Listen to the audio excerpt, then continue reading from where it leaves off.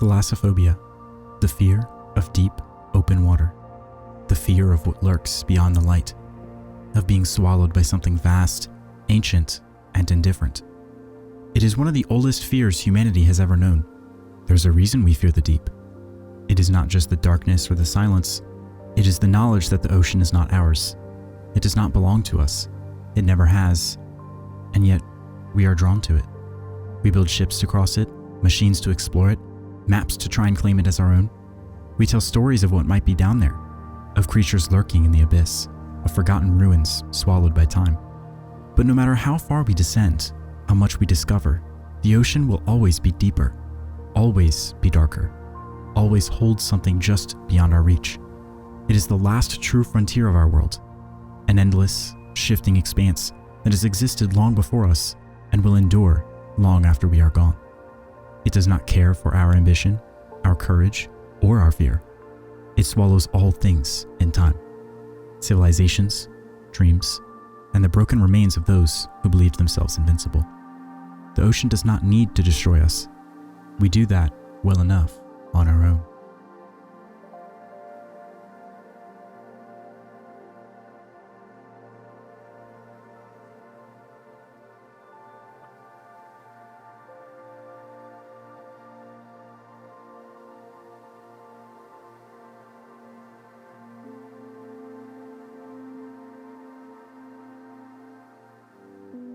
That thought is the heart of Subnautica, a game that forces you to face the unknown with no weapons, no allies, and no easy way out.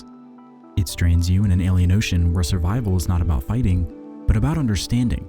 You are given no map, no guidance, only the deep, and the growing realization that you must descend into it if you wish to live. But what happens when you go too deep? What happens when you lose yourself in the abyss?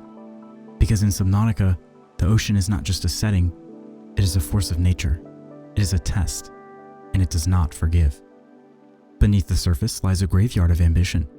The ocean keeps its secrets well.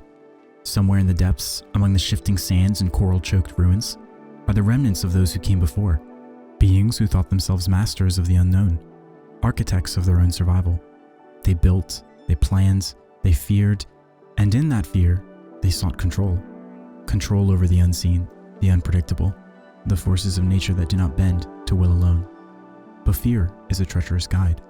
The deeper you go, the more you realize that you are not the first to descend into these waters with hope, with purpose, with the belief that you might be different. The ocean is littered with the remains of those who thought they could outlast it, those who sought to tame the depths, those who looked upon its endless expanse and believed they could carve order from its chaos. Their voices are gone now, swallowed by time and tide. Wreckage, once shining with the promise of discovery, now drifts lifelessly in the currents. Hushed transmissions flicker on abandoned consoles. Desperate warnings scrawled in forgotten logs. Research stations, expedition vessels, survival shelters, all testaments to those who came seeking fortune, knowledge, or refuge, only to find something they did not understand. Was it the hunger for power that doomed them? The arrogance of believing the ocean could be mastered? Or was it something more human? Fear, greed, the desperate need to impose meaning on a world that does not care. Whatever the reason, the ocean does not tell their stories. It only keeps their echoes. And now you are here, another soul cast into the abyss, walking the same paths, staring into the same darkness. You call yourself a survivor, but so did they. And the ocean? It has seen your kind before. You are not a warrior, you are not a hero, you are not a savior meant to reclaim what was lost. You are simply another soul, trapped in the deep, struggling against forces that do not care whether you live or die. As you descend further into the abyss, the ocean does not become kinder. The kelp forests swaying in the currents conceal predators waiting just beyond the reach of your light. The blood kelp zone, pulsing with an eerie glow, teeters between beauty and death. The lost river, with its green toxic mist, whispers the last remnants of a species that thought themselves gods. And the lava zone, where the very earth cracks and burns, warns that some things are better left undisturbed. But disturbance is inevitable. The moment you crashed onto this planet, you became part of its story. The only question is whether you will survive long enough to tell it. Because down in the depths, survival is not just about oxygen and food. It is about control. Control of your fear, as the darkness closes in, control of your arrogance as you push further than you should, control of your instincts as every fiber of your being screams for you to turn back. And if you fail, the ocean will take you. It always does. When Subnautica launched into early access in 2014, the survival genre was still in its infancy. Most survival games were about combat, about crafting weapons, about outlasting enemies through brute force. Few dared to explore the psychological side of survival, the raw, human instinct to adapt rather than conquer. But Subnautica changed that. It threw away traditional weapons and told players, survive anyway. It abandoned hand-holding and let players discover rather than be told. It did not just tell a story, it buried it in the world itself. In the wreckage, in the audio logs, in the ruins waiting in the deep. It trusted players to put the pieces together, and in doing so, it created one of the most immersive, terrifying, and impactful survival experiences in gaming history. Before Subnautica, open-world survival games often followed the same formula: craft, build, fight. But this game, it forced players to engage with the environment emotionally, to fear the unknown, to respect the deep, and to adapt to a world that would never bend to their will. It did not simply change the genre, it set a new standard. A game without combat that felt more terrifying than any horror game. A game without a villain that told a more chilling story than any war or apocalypse. A game about survival, but more importantly, about what survival means. The sequel, Below Zero, expanded on this foundation, bringing new biomes, new dangers, and new questions. But at its core, both games ask the same thing. Will you master your emotions before they master you? And so we return to the water, to the silent expanse of blue stretching endlessly before us, to the echoes of those who came before, waiting to be uncovered, to the abyss, calling, daring us to descend. But this is not just a dive into the unknown. This is a descent into fear, into arrogance, into the fragile balance of survival itself. This is a story of those who let their emotions consume them, and those who learned to control them before the ocean could claim them too. So let's dive. The abyss is waiting.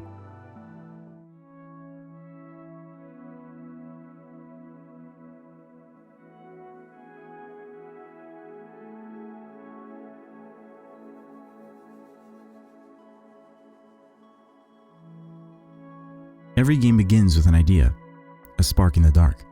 But few games take that spark and submerge it into the abyss, creating something as immersive, haunting, and masterful as Subnautica. What started as a bold experiment by Unknown Worlds Entertainment, a small yet ambitious studio, would evolve into one of the most defining survival games ever made. But the journey was anything but smooth. Before Subnautica, Unknown Worlds was best known for Natural Selection, a multiplayer shooter with an emphasis on strategy and teamwork. It was a game that thrived on competition and conflict. But when the studio set out to create Subnautica, they made a decision that would set it apart from nearly every other survival game at the time. There would be no weapons. This was a radical departure from the norm. At the time of Subnautica's early access release in 2014, survival games were built around combat, whether it was fighting off zombies, mutants, or rival players. Crafting was a means to an end. Stronger weapons, better armor, more ways to dominate the world around you. But Subnautica rejected that philosophy. Instead, it asked players to adapt rather than conquer, to explore rather than destroy, to survive without the crutch of violence. This wasn't just a design choice, it was a challenge. Without traditional combat mechanics, how do you make a survival game feel dangerous? How do you create tension without giving players a weapon to fight back? The answer lays in the atmosphere, in its scale, and in the ocean itself. Subnautica took survival and flipped it on its head, literally plunging players into a world where the rules of traditional survival games didn't apply. There was no high ground to fortify, no land to claim, no predictable enemies lurking around every corner. Instead, you were in an alien ocean, alone, surrounded by the unknown. You couldn't fight back, you could only run, hide, and outthink the world around you.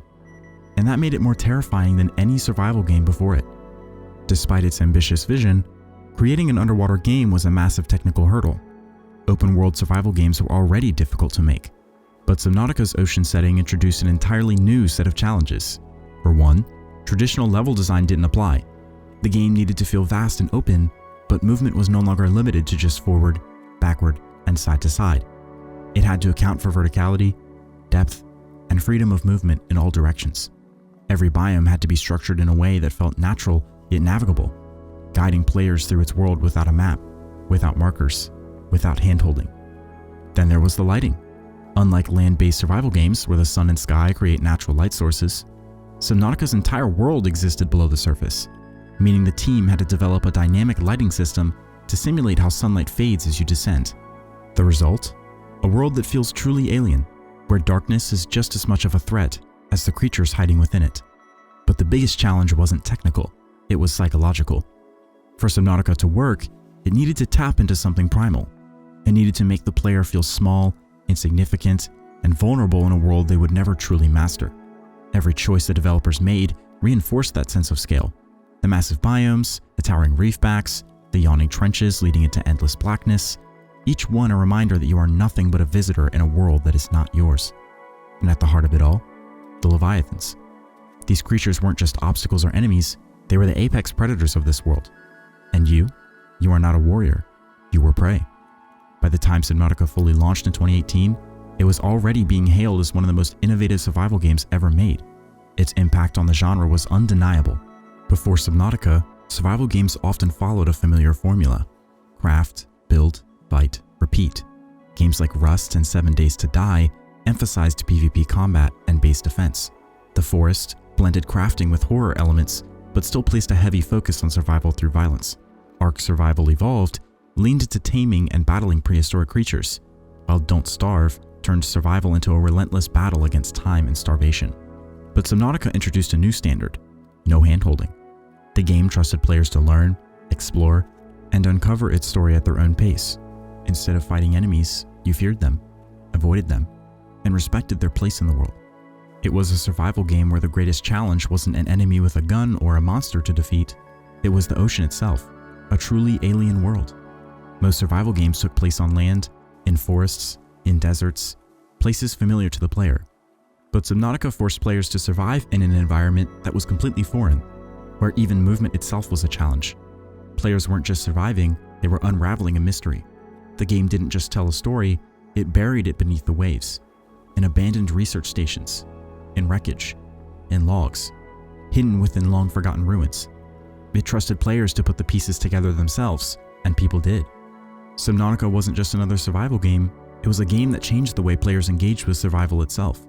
It earned multiple awards and nominations, including PC Gamer's Game of the Year and Best Original Game at the Joystick Awards in 2018, nominations for Best Independent Game and Best Audio at the Game Awards, and was hailed by critics as one of the greatest survival games ever made. But its biggest achievement? It became a game that people truly remembered. For many, Subnautica was an experience, a journey, a game that made players feel something real. The fear of the unknown, the awe of discovery, the satisfaction of surviving when all the odds were against them. And that legacy continued with Subnautica Below Zero. When Below Zero was announced, it had massive shoes to fill. It took everything that made the original great and built upon it. New biomes, new leviathans, new mysteries to uncover, and for the first time in the series, a voiced protagonist and companion. But Below Zero also took a slightly different approach. Where Subnautica was a story of isolation, Below Zero introduced more direct human interaction, where Subnautica's story was something you pieced together yourself. Below Zero placed a greater emphasis on narrative-driven progression. While some players missed the pure isolation of the first game, Below Zero still retained the core experience: the fear of the deep, the thrill of discovery, and the humbling reality that this world was never meant for us. Subnautica didn't just push the boundaries of what a survival game could be, it redefined them. It showed that a game didn't need combat to be terrifying, that a world could tell a story without cutscenes or dialogue, that exploration could be both exhilarating and existentially horrifying. And as we look back on its creation, on the years of development, the risks taken, the technical innovations that made it possible, it's clear that Subnautica is more than just a game. It is a testament to what happens when you embrace the unknown rather than fear it. It is a game about survival, but more than that, it is a game about what survival truly means.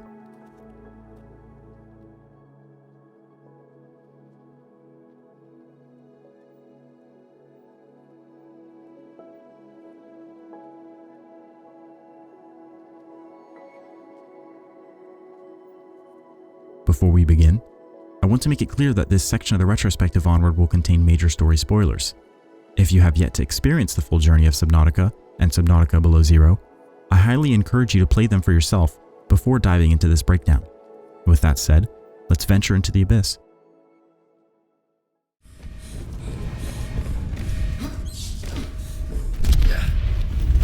Launch in 3, 2, 1.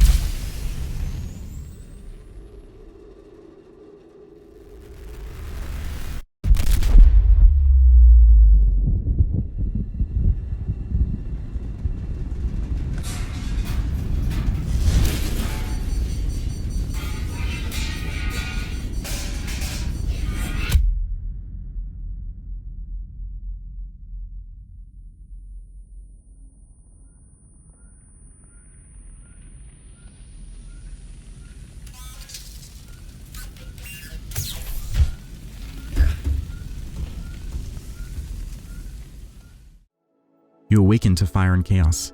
The Aurora, your vessel, is in flames, spiraling toward an ocean world with no land in sight. Your escape pod hurtles toward the planet's surface, colliding with the waves before the screen fades to black. When you open your eyes, there is no welcoming shore, no crew rushing to your aid, only water in every direction, and the wreckage of your ship smoldering in the distance. This is how Subnautica begins. No weapons, no guidance, just you, an alien ocean, and a PDA offering minimal survival advice. The first few moments are spent scrambling to understand your situation, harvesting local flora and fauna, crafting tools and slowly expanding your capabilities. It's a process built on tension, balancing your oxygen levels, your hunger and thirst, and the ever-present dread of what might be lurking just beyond your vision. At first, the game gives you a false sense of security. The safe shallows where you begin is bright and teeming with harmless life. Fish dart playfully through the coral reefs, and the sunlight pierces through the water in golden rays. But Subnautica is a masterclass in psychological horror, and it does not hold your hand. The deeper you go, the darker things become. Your search for resources leads you into the kelp forest, where shadows weave between towering stalks of seaweed. The eerie cries of stalkers echo through the water, a reminder that you are not alone. And soon, the game begins to pull you deeper, first into the dark, sprawling caves of the Lost River, and eventually into the scorching lava zones, where ancient leviathans prowl. But as you explore, it becomes clear that this planet was not always abandoned. You are not the first to struggle for survival here. Scattered across the depths are the remnants of others, voices lost to time, their warnings scrawled in desperate messages or recorded in failing data logs.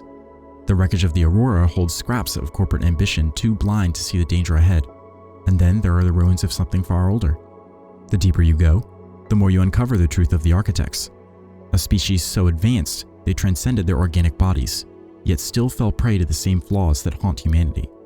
Fear drove them to imprison a living leviathan, seeking a cure for a pathogen they could not control. Arrogance led them to manipulate forces beyond their understanding, and in the end, their desperation sealed their fate. But their paranoia did not die with them. In a final act of control, they constructed the quarantine enforcement platform, an automated defense system designed to shoot down any vessel that approached, ensuring that the infection would never leave the planet. We even get to witness this in action when the Sunbeam, a ship reacting to our distress signal, is shot down attempting to save us. And if that weren't enough, they created something far worse, the Warper, biomechanical enforcers tasked with hunting down anything infected with the Kara bacterium. These creatures, remnants of a long-dead empire, now stalk the ocean with a singular purpose: to eliminate all threats. You are no longer simply trapped on this planet because of the architect's fear. You are being hunted by it. This is where Subnautica excels, not just in its world building, but in how it uses gameplay to make you feel the weight of the history. You aren't simply reading about past mistakes, you are retracing their steps, walking the same doomed path. Every wreckage you loot, every facility you infiltrate, is a reminder that others have tried to survive this world before you, and they failed. No survival game is complete without danger, and Subnautica excels in its ability to instill pure, primal fear. At first, the game uses sound to manipulate your instincts: distant roars, strange clicks, the rush of something massive moving just beyond your vision.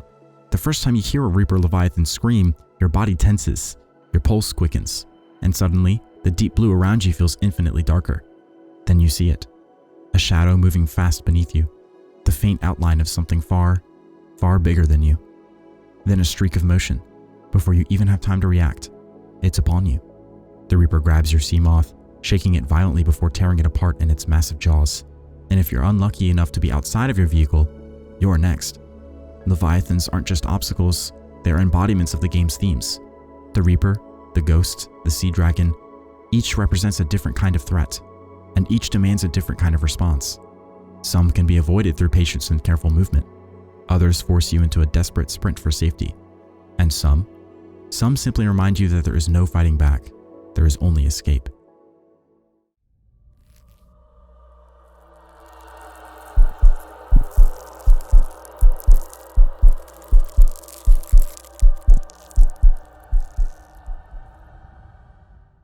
As you uncover the truth about the Kara bacterium and the Architect's failed cure, the stakes become higher. Your own infection progresses, your body marked by glowing green cysts, a silent countdown to an inevitable fate.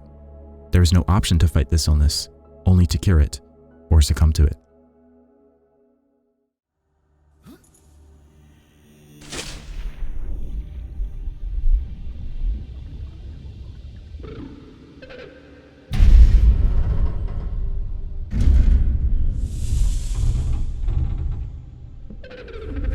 Are you here to play? Others came here once. They built these walls. They played alone. They bored me. Now they're gone. And instead, we have you. We are curious whether you swim with the current or fight against it as they did. Your journey takes you to the primary containment facility, where the last surviving Sea Emperor Leviathan offers you the final piece of the puzzle, a way to hatch her young and synthesize a cure. In an ironic twist, this simple solution could have been found if the Architects maintained their humanity, their physical forms, as the Sea Emperor Leviathan has the ability to telepathically speak to creatures around it. As a result, 2 of the Leviathan's children were dissected and stored away, only dying to the naive dreams of those forcing a cure. Even from the beginning of the game, the Emperor calls for you, until this final moment is achieved. In a moment of unexpected beauty, the massive creature spends its final moments watching as her babies swim free, their enzymes dispersing into the ocean. A final act of salvation from an ancient being the Architects once tried to control. The ocean, indifferent as it is, does not always take. Sometimes it gives.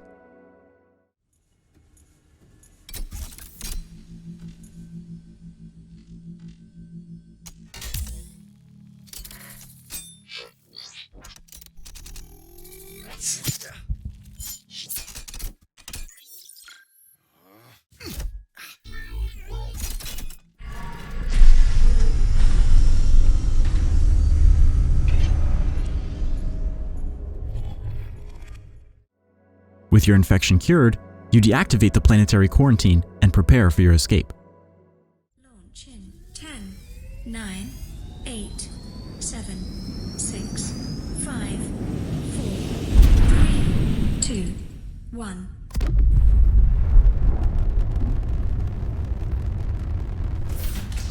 Time capsule jettisoned.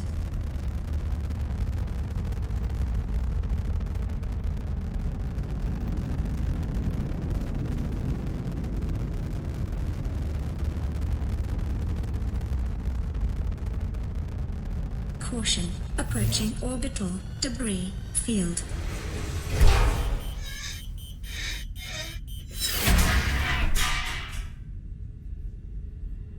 Orbital debris field clear. Performing gravity turn maneuver.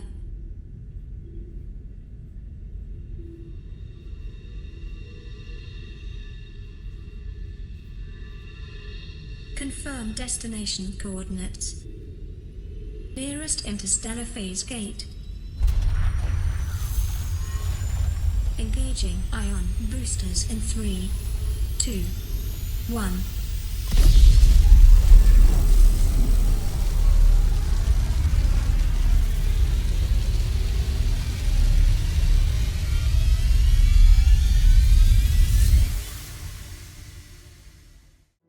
As the Neptune rocket carries you skyward, leaving the depths behind, you can't help but look back.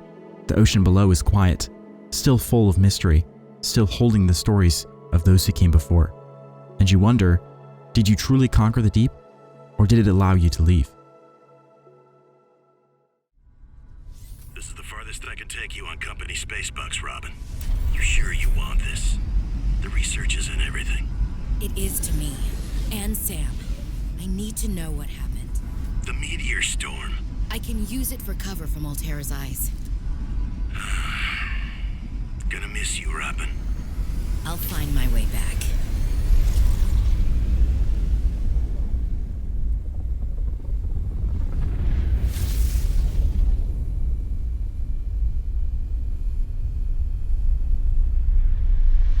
Approaching 45-46 speed. Surface temperatures. Drop pod deployed.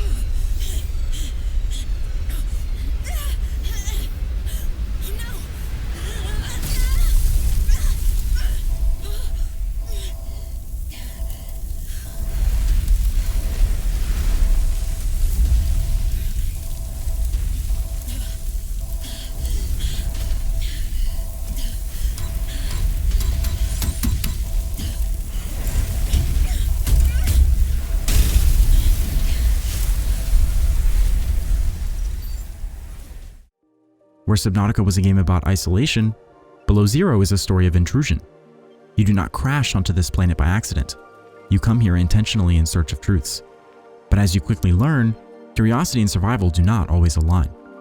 The story begins with Robin Ayu, a xenologist determined to uncover what happened to her sister Sam, who was working for Altera Corporation on planet 4546b, before her mysterious death.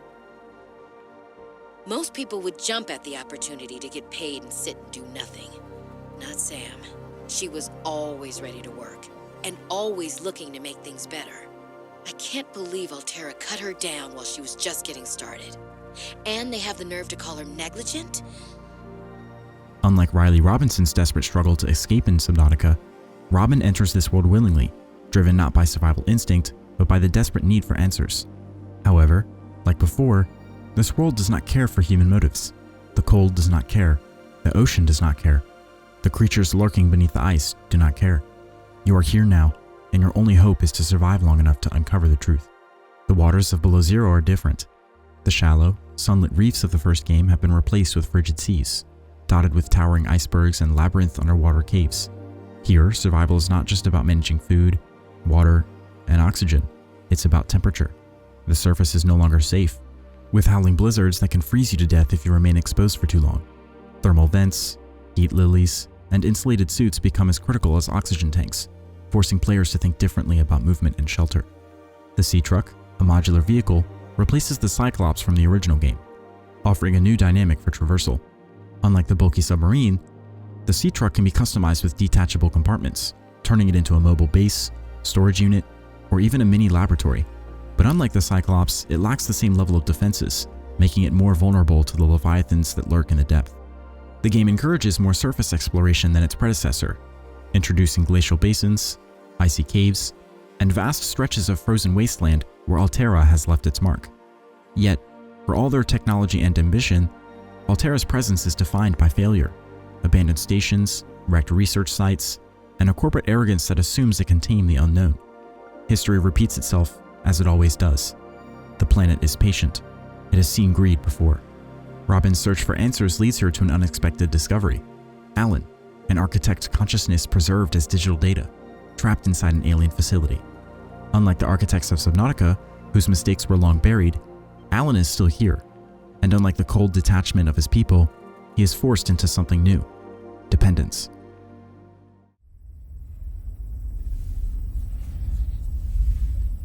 Storage meter accepted. Brace for transfer. Brace? What's happening? Transfer.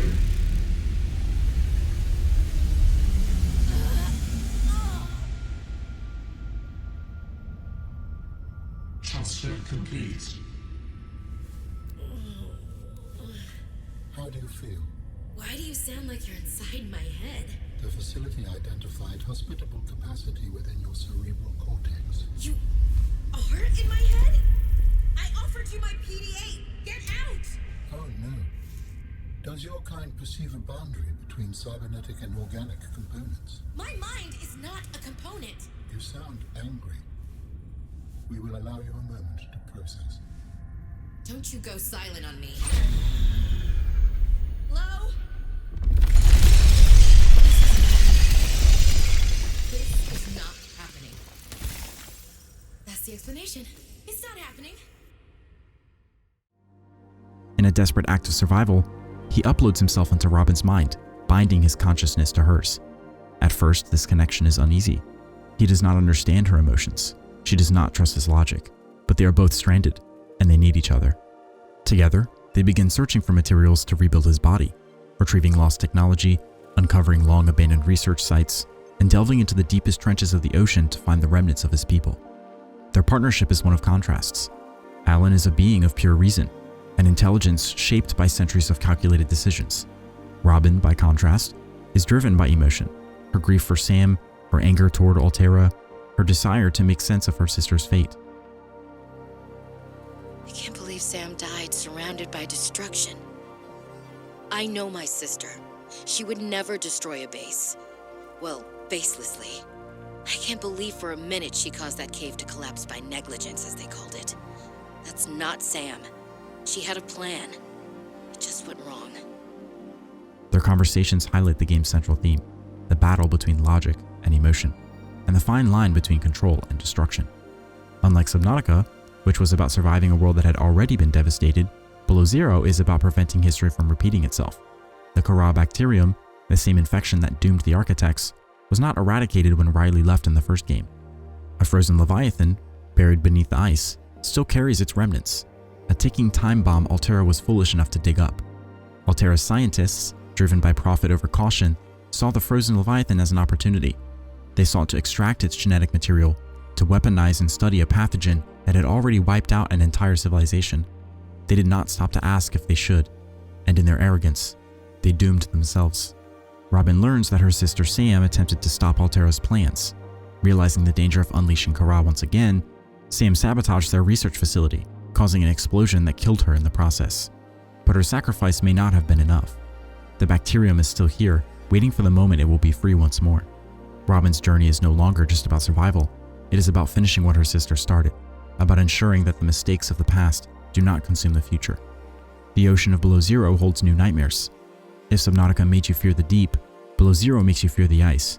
The Shadow Leviathan, a serpentine horror with glowing tendrils, lurks in the murky depths of the crystal caves.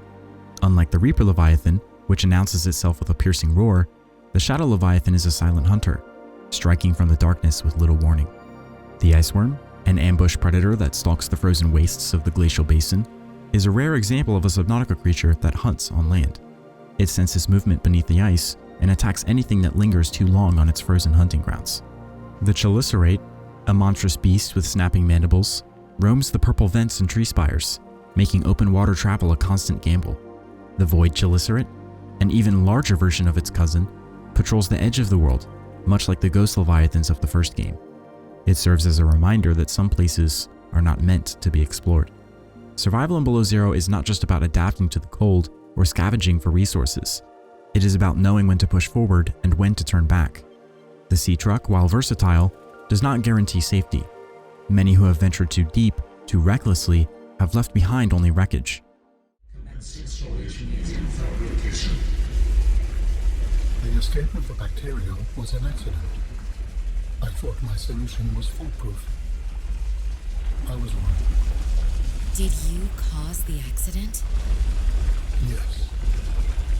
Oh, I do not wish to speak about it. we can come back to this.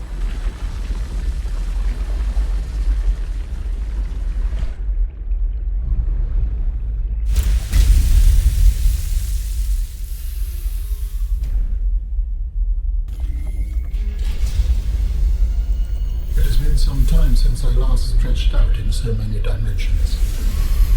Like waking from a dream.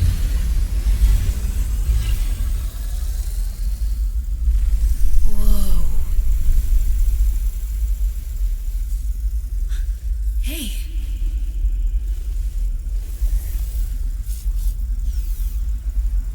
You're really not in my are some remnants. Would you like your memories of me removed as well? Are you kidding? No way. You still owe me the end of your story. I told you I must return home. To assess. Repair. Make amends. As Robin and Alan complete their search, their journey leads them to the final architect facility where Alan's new body can be constructed. Here, Robin faces a choice: to leave the planet behind and return home, or to help Alan reunite with his people. Unlike Riley Robinson, who was desperate to escape, Robin has unfinished business. She did not come here as a victim. She came as a seeker of truth, and now she has the chance to do something greater.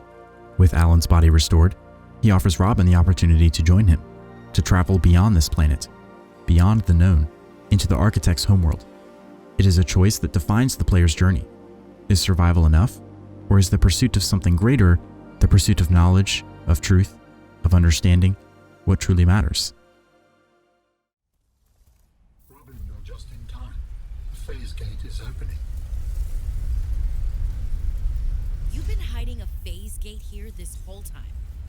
Only for the last millennium. It will lead us home. No wonder you hid yourself from Altera.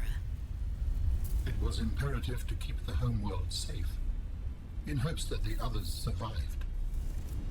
Yeah.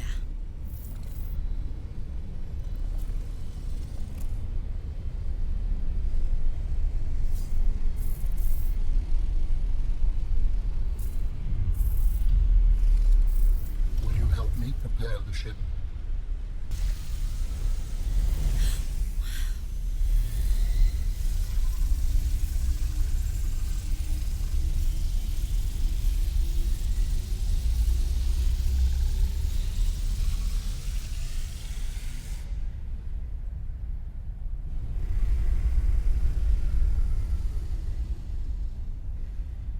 Join me, Robin.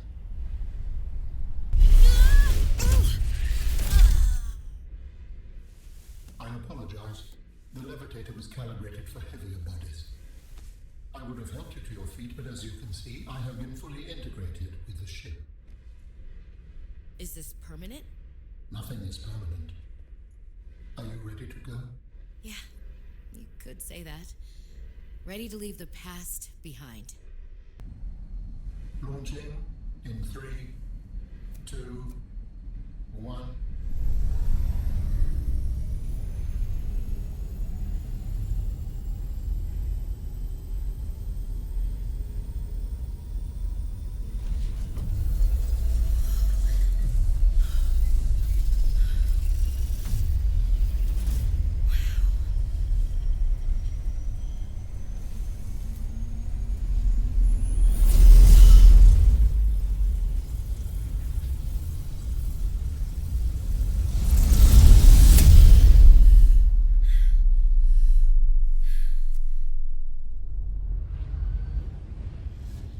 What will we find when we get there?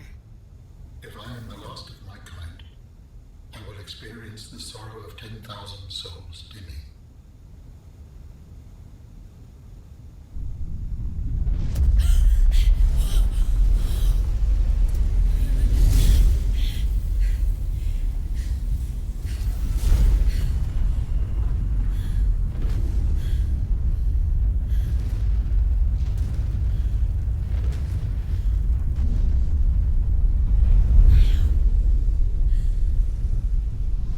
And if they survived? With you, I am ready to face whatever awaits.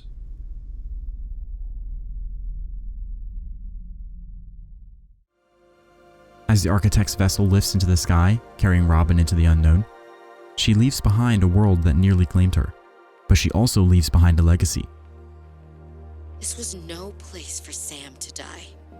She didn't even get a funeral. But at least I found out what happened to her. I learned a little more about the person I've looked up to for, well, my whole life. I wish I had told her that more. And I finished what she started. I hope she'd be happy about that. A sister's memory honored, a mistake corrected, a future safeguarded. Subnautica Below Zero is a game that challenges what it means to survive. It is no longer just about escaping, it is about taking responsibility. Where Subnautica showed us the consequences of fear and arrogance, Below Zero asks us what we will do once we recognize those mistakes. Will we ignore them, as so many before us have? Or will we act, even if the cost is high? The ocean, as vast and indifferent as it is, does not decide our fate. We do. But only if we are willing to face the depths, not just of the sea, but of ourselves. Long before you ever set foot on 4546b, others were here. Other survivors, other explorers, other fools who thought they could master the deep. Some sought refuge, others sought riches, and some sought to cure a plague that had already sealed their fate. Yet no matter their reasons, they all met the same end. Not because the ocean is cruel, but because they were. The Degasi was not an Altera vessel. It was a privately owned ship, part of the powerful Torgal Corporation, and it crashed on 4546b a full decade before the Aurora ever set course for this world. Unlike the Aurora, 3 survivors crawled from the wreckage: Paul Torgal, his son Bart, and the mercenary Marguerite Maida. Their story is not one of unity. From the very beginning, they were divided. Paul, the ship's captain and an elite corporate figure, saw survival through control. He believed they could hold out until rescue arrived. Bart, his son, was young, naive, and scientifically curious. He believed survival meant understanding the world around them. And Marguerite, a hardened survival and warrior, had no patience for studying or waiting. She knew survival meant conquering the ocean before it conquered them. Their first home was the floating island, an oasis of edible plant life and freshwater, the closest thing to stability they would ever find on 4546b. Here, Bart cultivated crops, building a self-sustaining ecosystem, while Paul convinced himself they could live in relative safety, waiting for rescue. But Marguerite saw the truth, that survival was not about waiting. The longer they remained exposed on the surface, the more vulnerable they became. Paul's futile grasp on leadership became clear during a heated argument over a violent storm that threatened their food supply, and can be listened to through an in-game recording. Let's listen. Son, I said wait for the storm to pass. Your life's more valuable to me than a plant patch. You stopped being in charge when the ship you were captaining sunk. I'll stop being in charge when you take charge of yourself. Say, Chief. Chief! What? You know how to drain those grow beds of 40 tons of storm water? Or how to conjure food from the air? I know how to prioritize. I'm just saying, if that's so, what's your boy's life worth to you today? If tomorrow you're gonna be so hungry you start wondering what he tastes like, let him go deal with the plants. Son, go deal with the plants. Marguerite understood the brutal truth of survival, that nature would not wait for them to come to terms with their new reality. The storm was just a warning. Worse things would come. They always did. And so she convinced Paul to go deeper. Their second home, built in the eerie jellyshroom caves, was a world apart from the lush floating island. Here, darkness ruled, broken only by the soft glow of alien fungi and the slithering shadows of the crab snakes that lurked just beneath the rock formations. Paul hated it, Bart studied it, and Marguerite hunted it. But fear began to set in. Paul's paranoia grew. He refused to listen to Bart's insights into the ecosystem. He dismissed Marguerite's insistence that they had to take action. Instead, he clung to the last remnants of control he thought he had, convinced that they could outlast the planet. And then, in an act of dominance, Marguerite dragged a Reaper Leviathan to their doorstep. Say, kid, I brought you something. Is that a Leviathan outside? Towed it home on the back of the sub. You killed that thing? It's still breathing. I was about to finish the job, but I can stay and chat if you'd like. No? Then make yourself useful and pass me that hardened blade. Are you out of your mind? You brought that thing here? What if it's not as dead as it looks? What if others come? I have had it with you, risking our lives. Oh, stow it, Chief. The kid can't kill this disease without fish to study. I'm just bringing him home. What? Tell her. Tell her I'm right. You're both wrong. I'm going outside. Bart, Torgal has disembarked the habitat. Bart, come in. It's dangerous. Damn it, boy. I know you can hear me. Brace!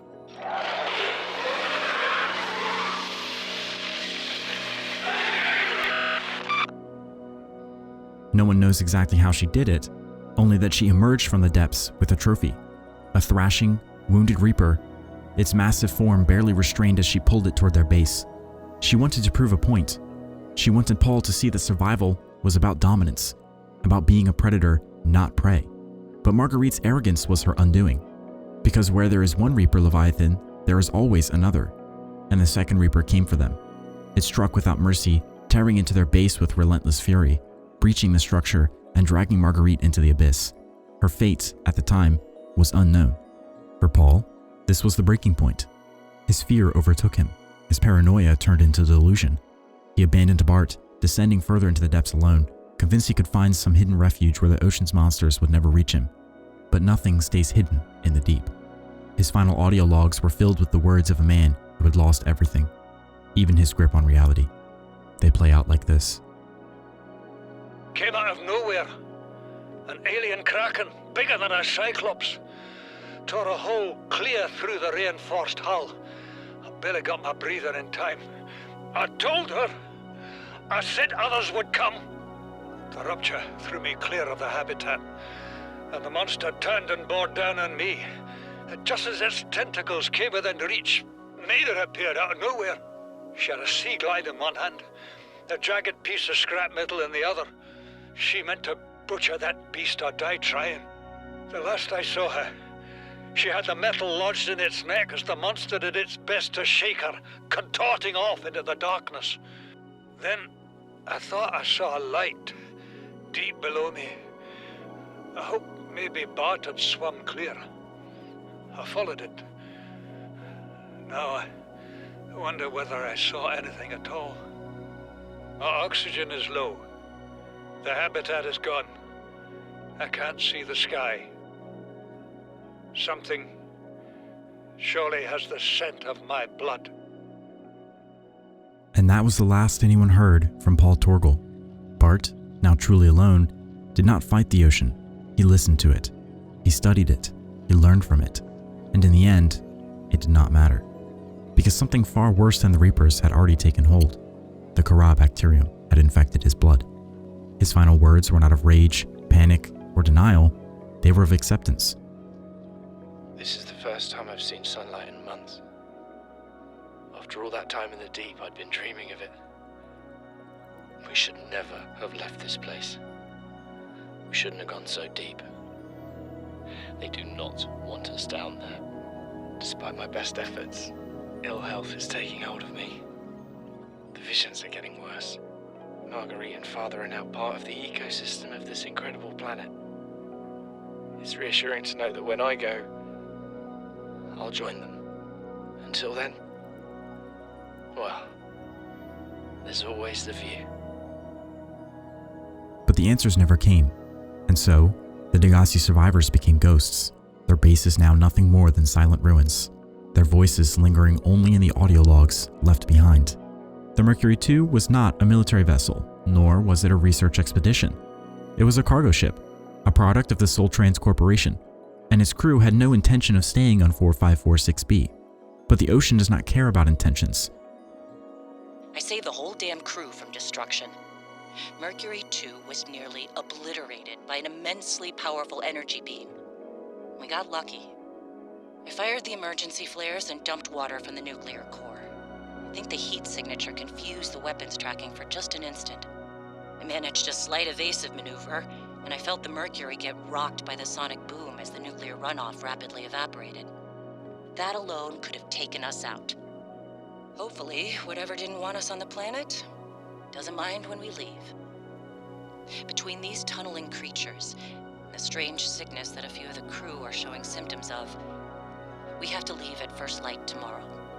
We are prepping for a rapid takeoff. We can't take chances with the vibrations drawing the tunnelers, so we're skipping the systems check. Risky, but I have faith in myself and the crew of the Mercury. Landing this thing was practically a miracle, though. But we have to get out of here. I have to leave the quarantined crew in the cave behind. We will be back for them, but we can't risk an unknown infection spreading through the Mercury. Unlike the Aurora, the Mercury II was not obliterated in a single impact. Its crew fought for survival, and for a time, They won. When the quarantine enforcement platform fired upon them, they adapted. They used heat flares to confuse the targeting system, shifting the gun's aim and preventing their total destruction. It was a brilliant maneuver, one that saved them from immediate catastrophe. But Kara did not fire a laser. It did not strike with brute force. It spread silently. As the sickness took hold of the crew, fear took hold of their minds. They knew the planet was quarantined. They knew they had no way out. But instead of waiting, instead of finding a cure, they gave in to panic. They tried to flee. Despite knowing that the quarantine gun was still operational, despite seeing what had happened before, they still thought they could outrun the inevitable. And so, the gun fired again. This time, there were no flares. The ship was ripped apart, its wreckage scattered across the ocean floor, littering the lily pad islands, purple vents, and the deep twisty bridges. Only a handful of survivors remained. One of them, weak and wounded, left a final message behind. I'm alive. Stefanos saved me. The Mercury attempted an emergency takeoff and everything seemed fine. I was helping the bridge crew with the emergency takeoff since the crew was short-handed because of everything. I heard the sound of metal tearing and for a split second, everything was tinged bright green and unbearably hot. Then I saw daylight and I was looking down at the ocean and ice. We hit the water and everything went black. He's sleeping. I think he might have hit his head. I'm exhausted. The adrenaline has long since worn off and my body aches. I think I might have fractured the rib. I'm gonna shut my eyes for a bit. When I wake up, I'll figure this out. I'll save us. Their fear consumed them, and so they became nothing more than wreckage rustling beneath the waves. The ocean is patient, but we are not. The Degasi, the Mercury II, the architects themselves, all of them were destroyed. Not by monsters, not by storms, but by their own emotions. Fear drove Paul Torgal to madness. Panic drove the Mercury II to ruin. Arrogance doomed the architects to extinction. And yet, some survived, even if for only a time. Bart Torgal, who learned to listen to the ocean. Marguerite Maida, who embraced its brutality and lived. Alan, the last architect, who learned humility in the face of his mistakes. The ocean does not punish. It watches. It waits. It outlasts those who fear it. So when you stand at the edge of the abyss, when the sea whispers in your ears, when you stare into the depths knowing you must descend, will you control your fear, or will it consume you? Because in Subnautica, the ocean does not kill. It simply waits for those who do not know how to survive.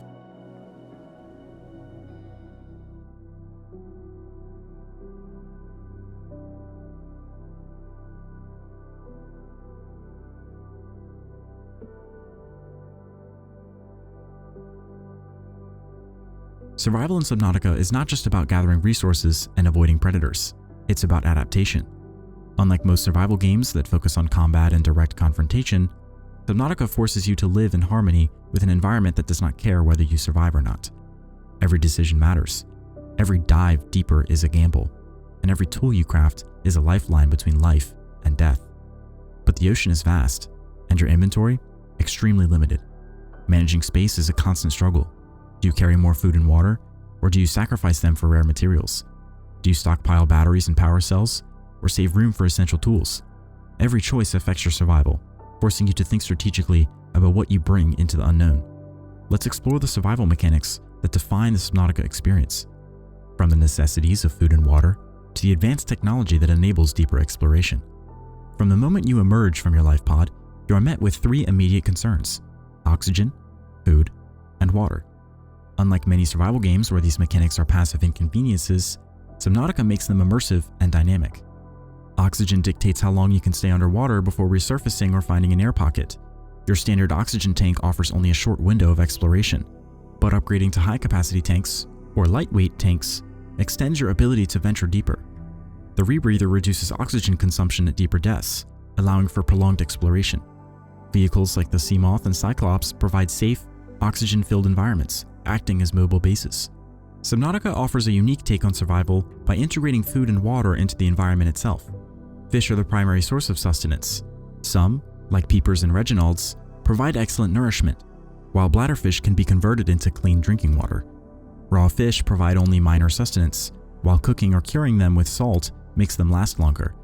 Advanced players can establish underwater grow beds to cultivate fruits like marble melons and lantern trees, creating a sustainable food source without relying on constant hunting.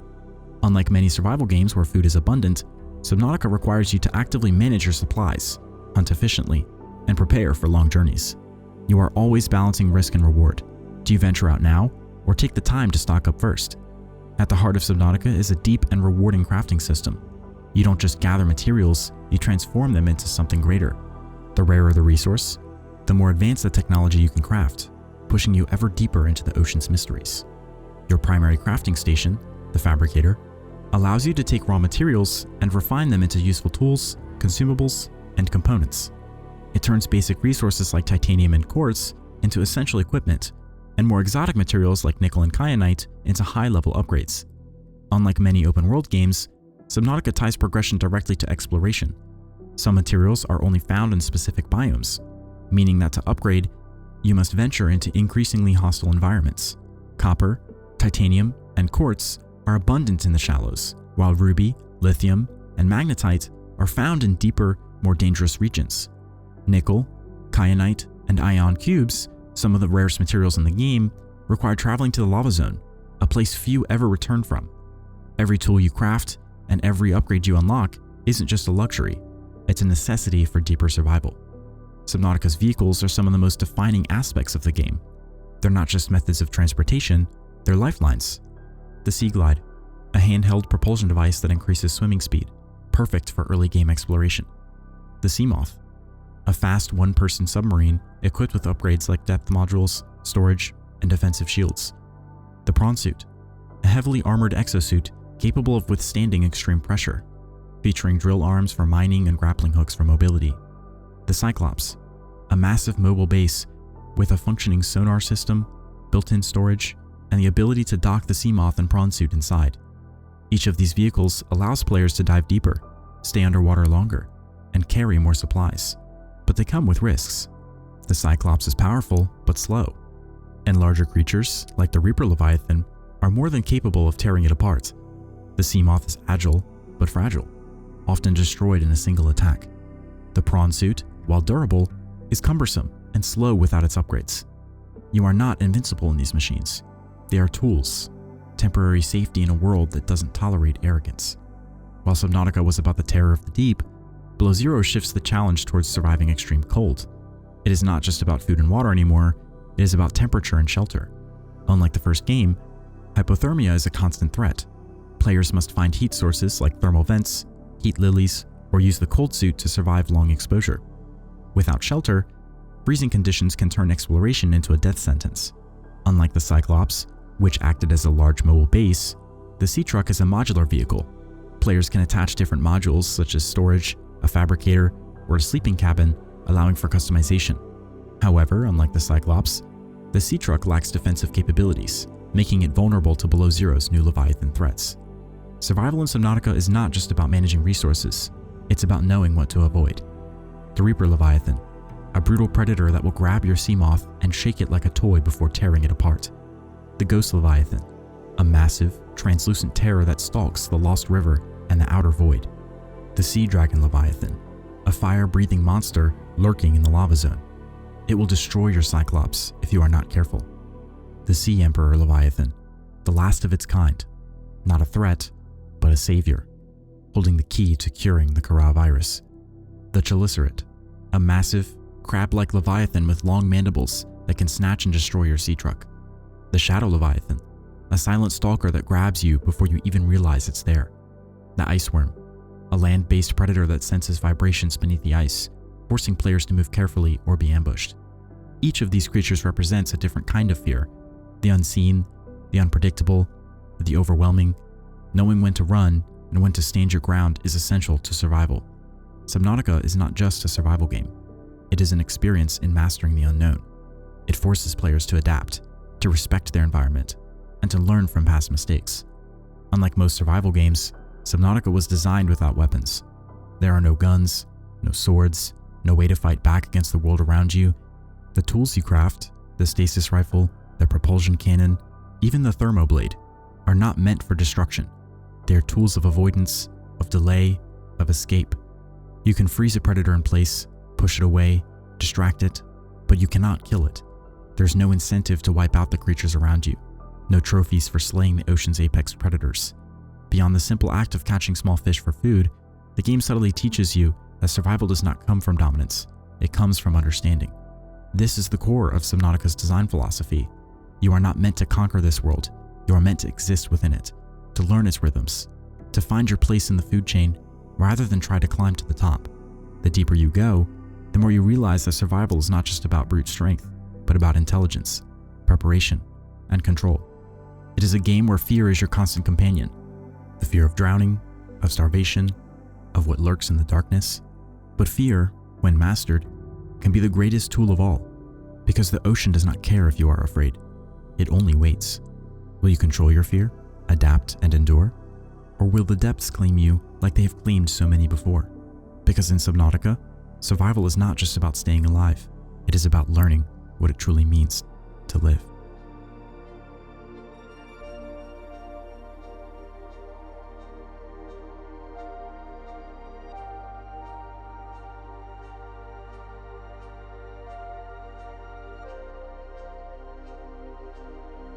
From the moment you plunge into the waters of Subnautica, it becomes clear. This is no ordinary survival game. The ocean is not just a setting. It is alive. It is vast. It is unpredictable. And more than anything, it is utterly indifferent to you. Most open-world games rely on traditional landmarks such as cities, mountains, or ruins to guide exploration. But Subnautica offers something different. Its world is one of shifting light and shadow, where landmarks move with the tide, and where the familiar can become terrifying with just a shift in depth. Your only constant is your own memory, your ability to navigate through biomes not by maps, but by sheer instinct. The game's world building is as much about what is seen as it is about what is felt. The ocean is serene yet unsettling, welcoming yet oppressive.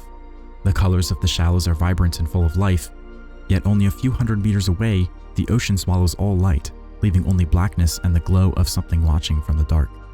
Each region of Subnautica was meticulously crafted not just for variety, but to invoke a specific feeling in the player. The safe shallows, bright, colorful, deceptively peaceful. Coral reefs teeming with harmless fish and kelp swaying in the current. A place of beginnings, a false sense of security. The kelp forest, lush but eerie, thick with towering strands of seaweed that shift ominously, hiding creatures that stalk you from just beyond your field of vision. The perfect first introduction to paranoia. The grassy plateaus, open, sweeping, yet strangely empty. The seafloor drops into a vast red carpet of alien flora, but the isolation here is the real threat. The mushroom forests, ancient, almost mystical towering fungi stretching to the surface. These regions feel untouched by time, an ancient part of the ocean where even you feel unwelcome. The blood kelp zone, a deep sea nightmare. The glowing tendrils of kelp twist like reaching fingers in the dark, their bioluminescent light only revealing more of what lurks in the abyss. The Lost River, a graveyard of civilizations and creatures alike. Sulfuric waterfalls, toxic green fog, and the bones of ancient leviathans litter this place. It is a reminder that nothing escapes the deep forever. The lava zones, the planet's beating heart. A land of fire and molten stone where only the strongest creatures survive. A place where the truth of the architects lies buried, waiting for those brave enough to find it. Each biome is a psychological challenge. A place where light, depth, and sound all work together to invoke emotion in the player. Some areas offer beauty, others instill dread, but they all share one truth. They are not meant for you. What you hear in Subnautica is just as important as what you see. The game's sound design is masterful, capturing both the isolation and unpredictability of the deep. The distant whale-like calls of reefbacks, reminding you that you are not alone, even if what's out there is not necessarily a threat. The muffled roar of a leviathan, reverberating through the water, reminds you that you are being hunted, even if you don't see it yet. The eerie silence of the depths, where the absence of sound is more terrifying than any creature. Then there's the music, a delicate balance of ambient wonder and slow-building dread. Tracks like Abandoned Ship hit you with a pulse of adrenaline, while Into the Unknown makes you feel the true vastness of the ocean. Chris Larkin's Below Zero soundtrack expands on this, adding a cold, almost mechanical eeriness to the icy landscapes, making the world feel even more hostile than than before. Light behaves differently underwater. In Subnautica, this is not just a visual trick, it is a gameplay mechanic. In the shallows, sunlight pierces through, illuminating coral gardens and rocky reefs. In the depths, light is stolen from you, leaving only the glow of alien life, or the sudden flash of teeth in the darkness. The Cyclops floodlights and your Sea Glide's flashlight become your lifelines, yet they also reveal what was better left unseen. This shifting interplay of light and darkness makes exploration in Subnautica an experience unlike any other. The ocean isn't just a space to traverse, it's something that watches you, something that responds. And that feeling, that sense of never being truly alone, it's what makes Subnautica so immersive. Beyond its visual and auditory mastery, Subnautica's world responds to your actions. Drop a beacon, and it becomes your only tether to safety. Use your Sea Glide too much, and you'll attract unwanted attention. Turn on your Cyclops headlights, and you may wish you hadn't. Even the creatures behave dynamically, moving through ecosystems as if they exist independent of you. A school of peepers darting through the coral, a stalker dragging metal scraps to its nest, a reaper leviathan patrolling the darkness, responding to movement, to light, to the mistake of thinking you are safe. Every aspect of the world building serves a purpose, not just to create a living ecosystem, but to make sure that you feel truly alone in it. If Subnautica is about isolation and fear, Below Zero is about uncovering truths in a world that does not want to give them up. Where the first game trapped you in an endless abyss, Below Zero adds the harshness of ice, the cold that slowly seeps into your bones. The surface, once thought to be salvation, becomes another barren wasteland of howling wind and frozen waters. You are no longer stranded, you are searching, and yet the world does not care. The twisty bridges pull you deeper, their tangled tendrils hiding the siren song of predators waiting for you to slip up. The crystal caves shimmer with beauty, but the corridors lead only to something watching from the shadows. The glacial basin offers temporary safety, yet something about its silence is just as unsettling as the ocean floor. And then, there are the Leviathans.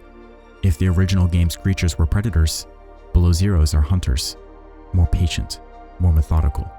The Chelicerae, waiting for movement. The Shadow Leviathan, coiled in its crystalline tomb, listening for your next mistake. Even the Frozen Leviathan, a relic of something greater, is a reminder that this planet will never be tamed. The game's world building extends beyond the depths. The weather, the frozen tundra, even the remnants of Altera's greed, all of it immerses you in a world slowly slipping from the grasp of those who sought to control it. And yet, Below Zero leaves you colder than its predecessor in more ways than one. The ocean still watches, the ice still cracks, and somewhere in the shadows, the unknown still waits. Subnautica and Below Zero leave you with more than just memories. They leave you with a feeling, a quiet unease, a lingering awe. No matter how far you dive, how much you uncover, the ocean will always be deeper. It will always be darker. It will always be watching. You may survive, you may even escape, but the ocean remains, waiting, endless, and unchanged.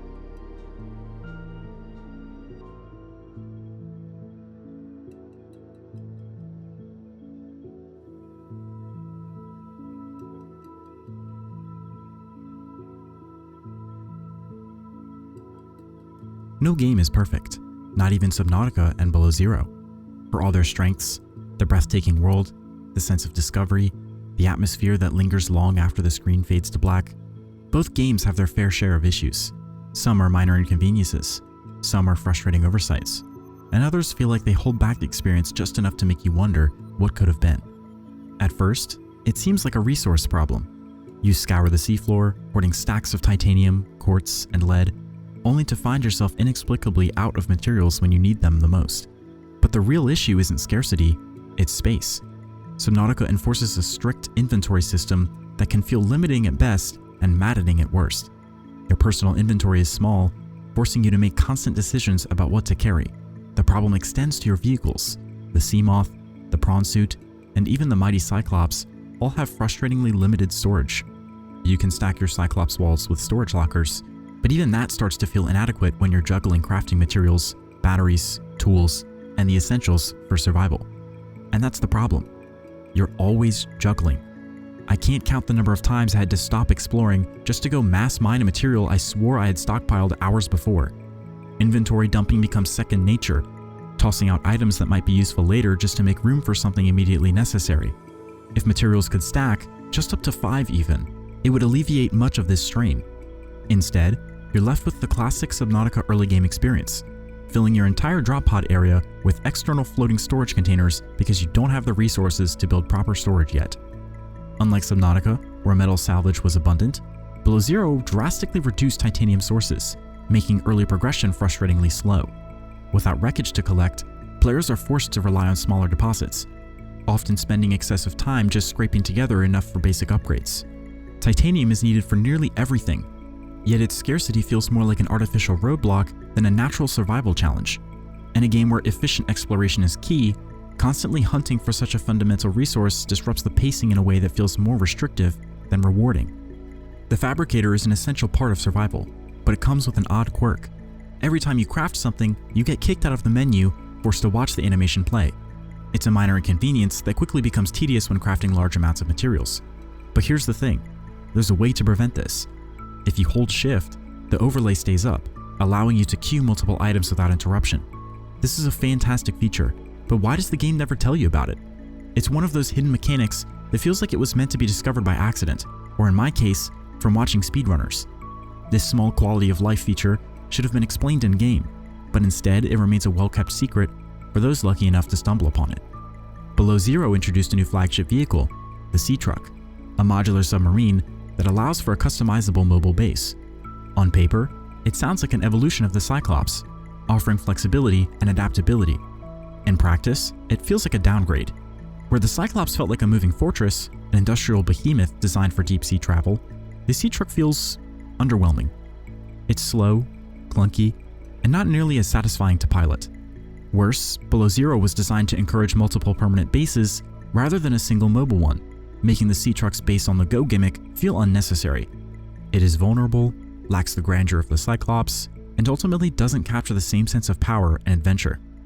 The Sea Glide is your first mode of transportation, a lifeline when navigating the early game shallows.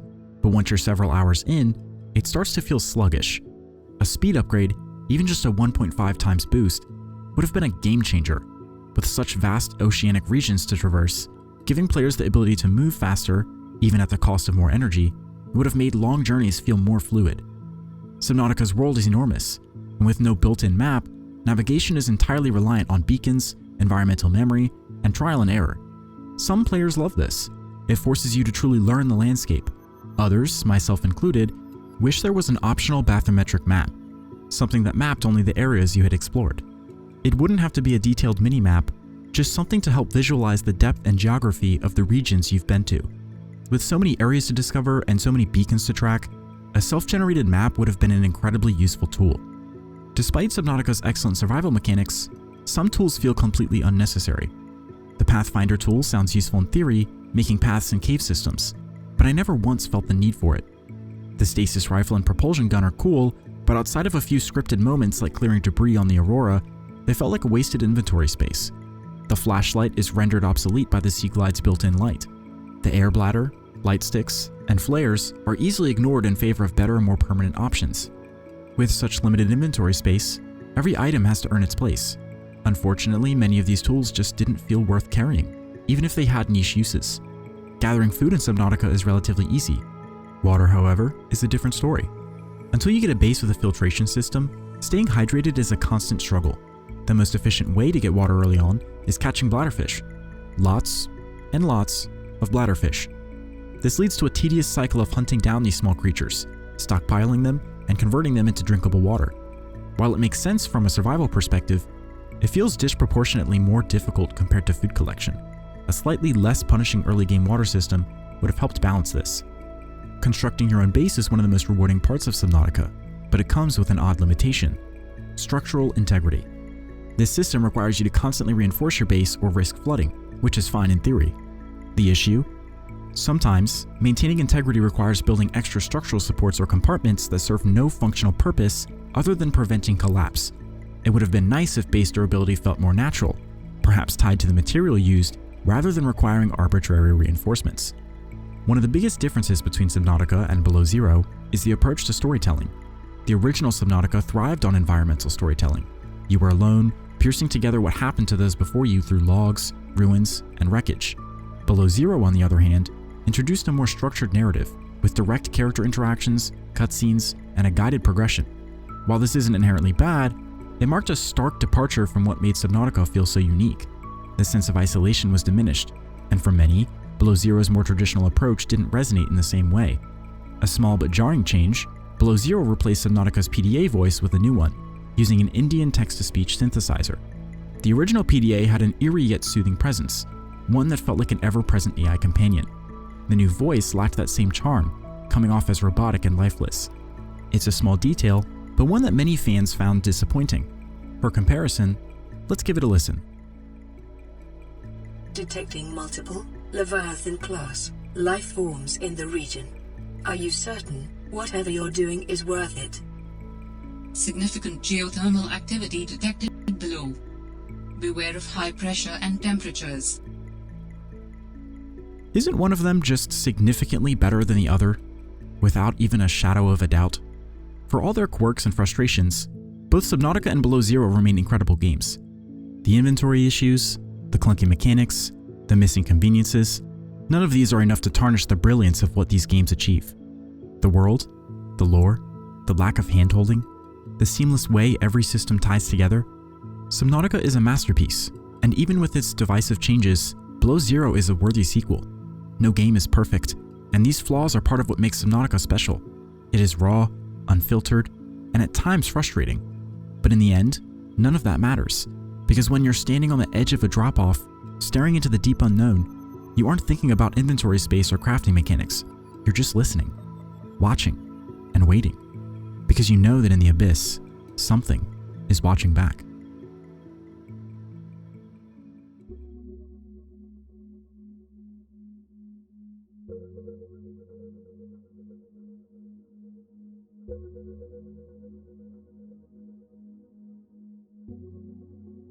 Beneath the waves, a world unlike any other stretches endlessly before you. It is beautiful, terrifying, indifferent, and alive. Subnautica does not just give you an ocean to explore. It gives you something vast and unknowable, something that humbles and haunts you in equal measure. In every ripple, in every shadow shifting through the depths, there is a story waiting to be discovered. A story of survival, of hubris, of fear, and of wonder.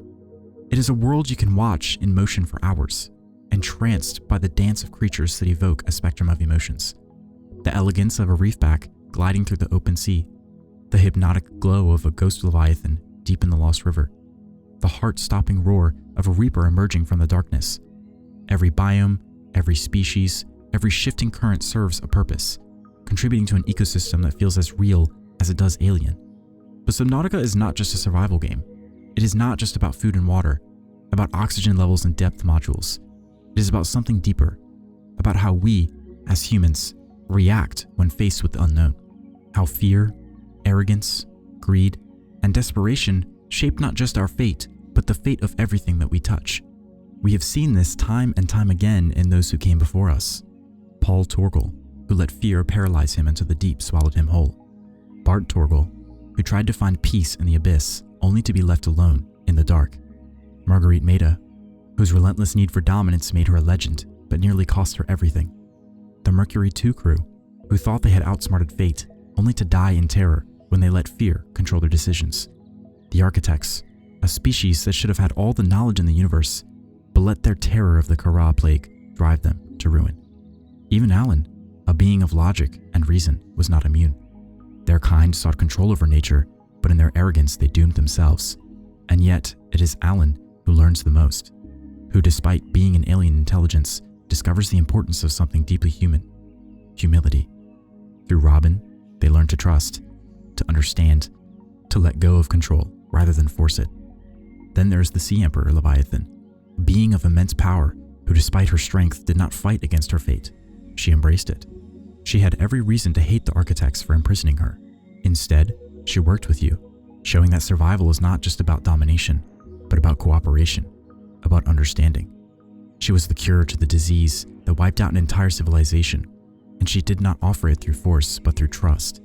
And at the center of it all, you. You are not a warrior, you are not a conqueror, you are not an invincible hero. You are simply a survivor, a lone soul cast into the depths, following the footsteps of those who came before you, hoping to succeed where they failed. You are not given weapons, there's no grand battle to be won. Subnautica forces you to face the reality that survival is not just about killing, not about power, but about adaptation, understanding, and respect. The world does not need you, but if you listen, if you learn, you may just find your place within it. This is why Subnautica stands apart.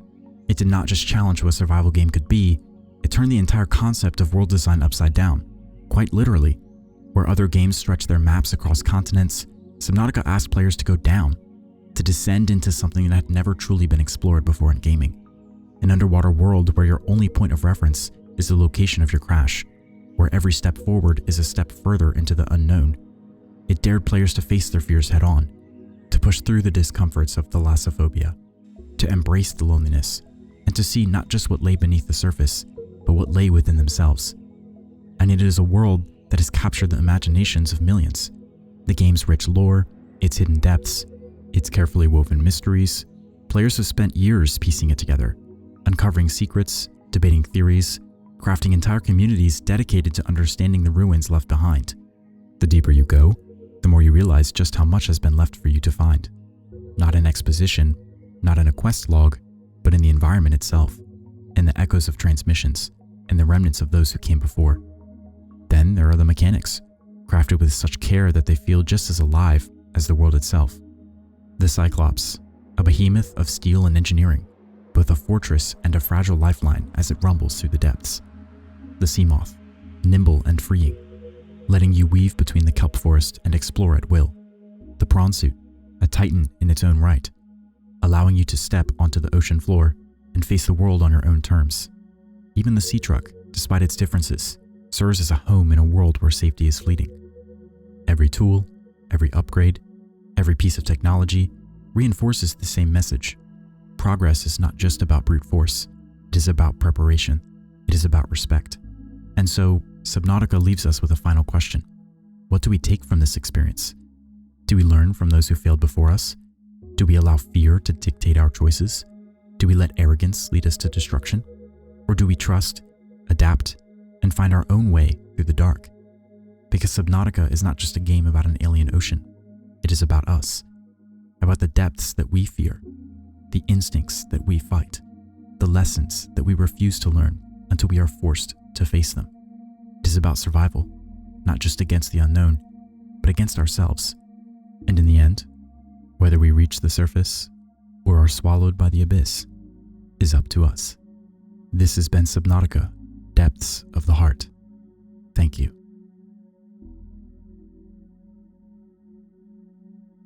Hey there. Thank you for sticking around to the very end.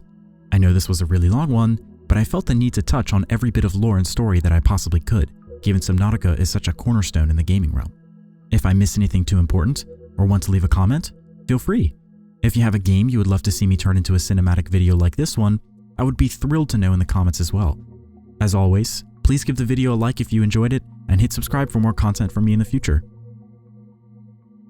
Before you go though, I just wanted to let you know that if you stick around a little bit longer, there's a few bloopers that I collected for you guys, as making this video took me absolutely forever, and there was a lot of trial and error or issues that occurred from recording that absolutely drove me insane. So feel free to enjoy, and I hope it gives you a little laugh before you head out. But thank you again for watching, and I hope you enjoyed. This actually looks like a really nice shot. Hold on, this thing's pretty cool. Oh, my eyes! Dude, my eyes! Get me out, get me out, get me out. That's done. Where'd all the water go? Okay. Well. Alright, okay. Alright, Subnautica. Alrighty. W shot right here. Oh. Even better shot. Thank you, Mr. Squid. Oh. Nothing left to do now. Let's get up. Get off my screen! I'm trying to record a cutscene here. You're supposed to be dead. Get off of my screen. Get on my screen! I have been sitting here for 30 1 minutes. Waiting on a render of 42,000 frames. What is going on? Another W shot? Oh. Alright, bro. Goes fine. What are you doing, bro? What are you doing? Get out of the way, bro! Just wanted to be in the video that bad, huh? The Dragon Leviathan? Okay. Oh. Bro's going into the wall. What a good shot. It's a shame there's a freaking piece of the sea glide. It'd be so cool if I could, like, get it to go across the... Why isn't he... Okay. Yeah, nice. Oh. Bro, what is he doing? Look at him, he's flying, bro. Wants to be in the video so bad. Look at him. I'm still waiting. Okay. Can this thing get out of my way? Like, actually? Okay, go away, please. Can you go away? Thanks. Why are you turning around? Bro, go away, go. And now he's in the middle of the shot. Like, dude! Subnautica's working against me. This video's just never getting released. It's just never happening. Hey, little guy. What are you doing out here? No. I can spawn in mobs? Dude, that's freaking cool. I don't know how many I can go. Let's see what like 10 looks like. Okay. About 100. Okay. Now hear me out. You think there's enough peepers yet? I don't think so. I don't think there's enough. Bro, alright. It's finally done. After 36 minutes of pure pain and suffering, my render is finally done. I just want you guys to know that in the making of this video, I recorded 2 hours and 17 minutes of pure black screen. I don't want to be here anymore.